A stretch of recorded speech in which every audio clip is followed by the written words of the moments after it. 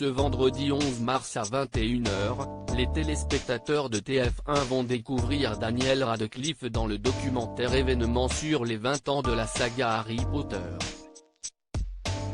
Aujourd'hui âgé de 32 ans, l'acteur britannique a été révélé en 2001 en interprétant pour la première fois un certain Harry Potter devenu, par la suite, le plus célèbre des magiciens au monde.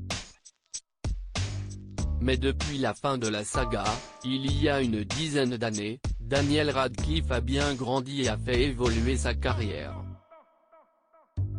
On a pu le voir avec des cornes sur la tête dans Zorns, un film fantastique signé Alexandra Aja en 2014. On l'a découvert en méchant dans le deuxième opus d'Insaisissable en 2016 ou encore en aventurier dans Jungle en 2017. Mais, récemment, Daniel Radcliffe a dû modifier considérablement son apparence pour son dernier rôle. En effet, l'acteur britannique tourne actuellement le biopic de Weird Al Yankovic, un chanteur et humoriste américain surtout connu pour ses parodies de chansons populaires.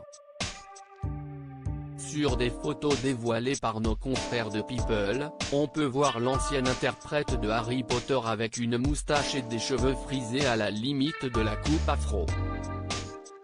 Je n'ai aucun doute que si est le rôle pour lequel les générations futures se souviendront de lui, a plaisanté Weird Al Yankovic au sujet de l'acteur choisi pour l'interpréter dans ce biopic prévu pour 2023.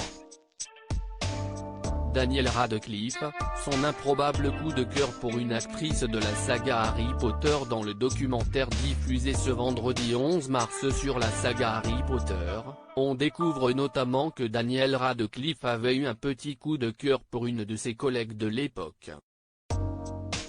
Il s'agissait d'Helena Bonham Carter, l'interprète de Béatrix Lestrange, de 23 ans son aînée. En 2011, le jeune Harry Potter avait même écrit une petite lettre à celle qui sortait alors avec le réalisateur Tim Burton, « Chère Helena Bonham Carter, ce fut un plaisir d'être ton partenaire et ta sous-tasse en ce sens que je finissais toujours par tenir ton café. Je t'aime et j'aurais aimé être né 10 ans plus tôt, alors j'aurais peut-être eu une chance. » Loading widget.